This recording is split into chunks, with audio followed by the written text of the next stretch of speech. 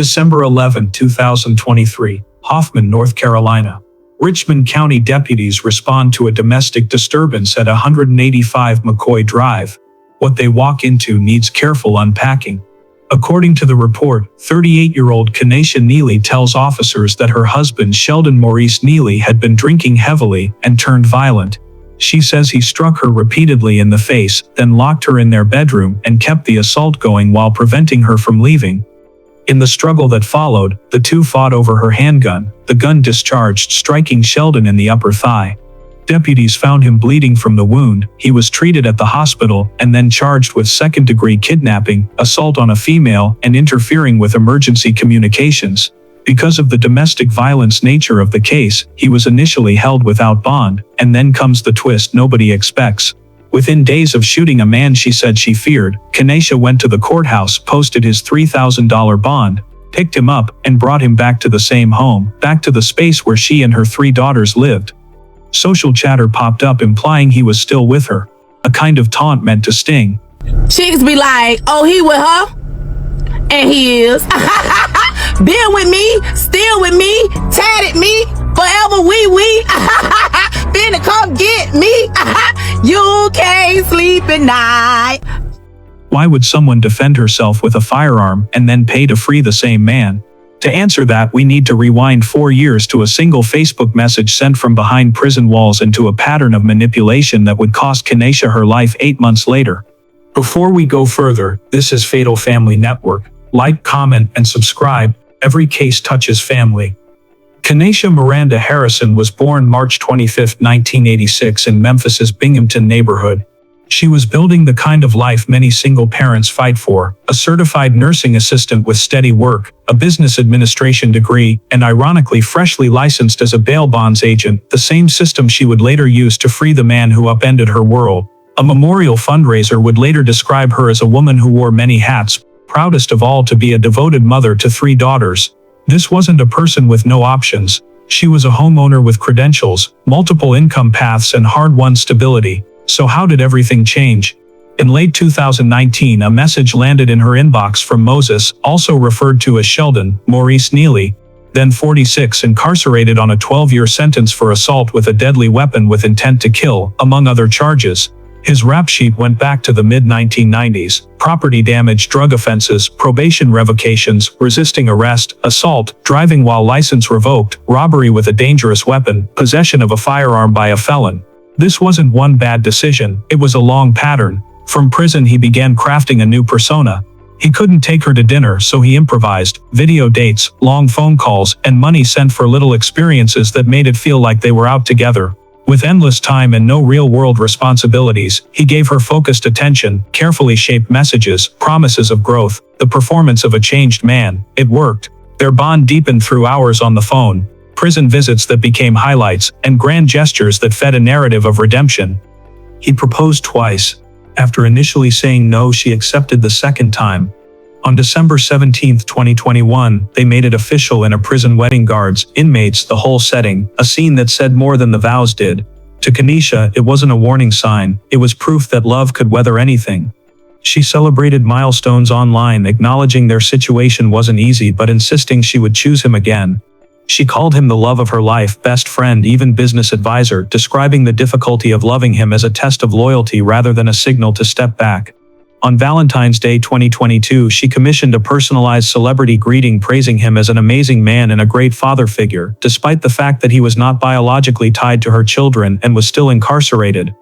Hey Maurice, I'm Shanice, and Kenesha wanted me to wish you a happy Valentine's Day, and she wants you to know that she appreciates you. You're an amazing man, an amazing father. You are her best friend, and she loves everything about you. Loving you, it's easy 'cause you're beautiful. La la la la la, la la la la la, la la la la la, la la la la la. Do it do. By Father's Day, she posted a message calling him her kid's father in spirit. Protector, provider, dependable, then revealed she'd booked a 5-night Atlantic City trip for his homecoming, upgraded for the king you are. When relatives questioned the spending, she pushed back, signing off as his wife and defending him against people she felt had been absent during his sentence. September 12, 2022, he walked out of prison and straight into the life she had built. Her house, her routines, her children. I am on to see my husband. I'm happy to see my husband. I'm happy. The fairy tale didn't survive the first day. After more than a decade in custody, everyday responsibilities, sharing chores, contributing financially, adapting to family rhythms proved daunting. Still, she clung to the story. On their first anniversary, she posted about the ups and downs but framed it as growth, declaring no one would love her like he did, thanking him for a reset trip she needed so much. Neighbors began hearing arguments. The calm home she'd made for her daughters grew tense. Late 2022 brought a pregnancy, followed by heartbreak. A February 14, 2023 post said they had lost the baby. She affirmed their bond anyway, we didn't lose each other, and remained committed to the relationship. By early 2024, she was pregnant again and immediately high risk. Preeclampsia turned the pregnancy into a medical battle. On June 23, 2024, roughly 6 weeks before her death, she delivered prematurely at 30 weeks. Baby Kamari stayed in intensive care for over a month. Come on. Young.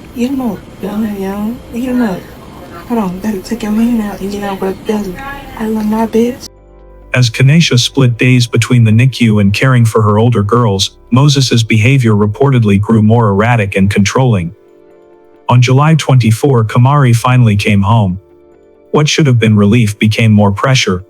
A newborn's needs, older children's routines, and a partner who resented not being the center of attention. Now back to December, records indicate heavy drinking preceded the incident. What began as shouting escalated. He struck her multiple times, then locked her in their bedroom, blocking her from leaving while the assault continued. Trapped, she reached for her handgun. During the struggle, the firearm discharged and hit his upper thigh. Deputies arrived, found him wounded, and after hospital treatment charged him with second-degree kidnapping, assault on a female, and interfering with emergency communications. He was held without bond. The system in that moment did what it's designed to do. Then Kenesha posted his bond and brought him home.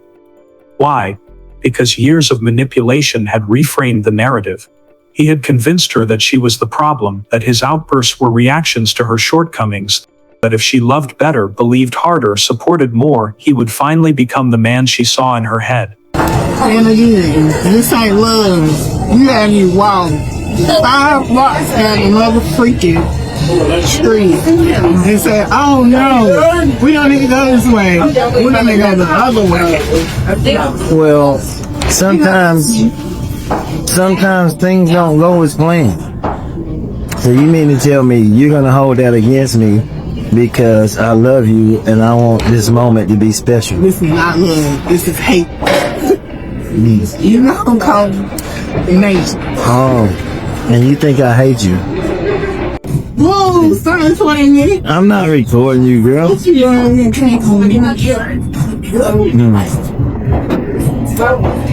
Oh, finally. Go then. Go then. That's love. I'm glad to see you smile. Instead of reading the shooting as proof of danger, she saw it as failure, hers. Instead of seeing his arrest as protection, she saw it as an obstacle to their love story. Soon the social performance resumed, curated posts, public devotion, the familiar script of "we're okay." For the next 8 months, the tension ratcheted up. He returned with a new understanding of power. Even after a life-threatening incident, she brought him back. Arguments became near daily. Neighbors heard shouting, doors slamming, things breaking. Online, her messages leaned harder into forced optimism. In private, family would later say she talked about divorce. She was making plans to end it, placing her children's safety first for the first time since that 2019 message. Without her, he faced losing everything: housing, stability, support. Sunday, August 4, 2024. A neighbor saw Kenesha outside with baby Kamari that morning. They exchanged waves. Another neighbor noticed him pacing, chain-smoking, talking to himself. The argument flared again around midday. Phone records indicate she arranged for her mother to watch the baby. Her older daughters were already with relatives, an accident of timing that would spare their lives. Late afternoon she dropped Kamari with her mother, then sat in her car for a few minutes after returning, bracing herself before going in. Neighbors heard her clearly, "I want you out, we're done." Multiple 911 calls reported gunshots. Deputies arrived to a quiet house. They announced themselves, moved through room by room. The master bedroom was locked from the inside. As they prepared to breach, a single shot sounded. Inside they found both Kenesha and Moses. Investigators concluded it was a homicide followed by a self-inflicted fatal shot. On August 13, 2024, the community gathered at the Hoffman Recreational Complex to honor Kenesha. She was laid to rest at the Jamison Harrison Family Cemetery on Hart Street, not far from the home where she had tried to end the cycle. 3 girls, 12-year-old Aliyah, 5-year-old Jayla, and 6-week-old Kamari were left without their mother. A fundraiser was started for their care and education. The shock and grief were immeasurable. Officially, aspects of the August 4 investigation remain open, but the evidence points to a domestic dispute that reached its worst possible conclusion.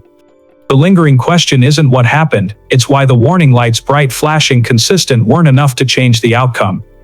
His record was public, the pattern was documented, the post-release behavior matched what experts predict when old habits meet new stress, and this wasn't a teenager without support. This was a trained professional, a homeowner, a mother who had resources many victims don't, yet she repeatedly chose to prioritize a partner with a long history of violence over her own safety and her children's well-being, posting bond after being held captive and assaulted, welcoming him back after a near-fatal incident. This isn't about withholding compassion from victims. It's about recognizing patterns that carry predictable consequences. Across social media, we see versions of this story, people mistaking chaos for passion, control for love, criminality for excitement. The tragedy here isn't only that it happened, it's that it was preventable.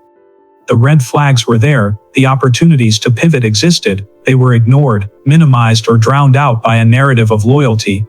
The Neely case is a hard lesson. Some people are incarcerated for sound reasons. Violence is usually a pattern, not a one-off, and no amount of love, money, or wishful thinking can transform someone who isn't trying to change.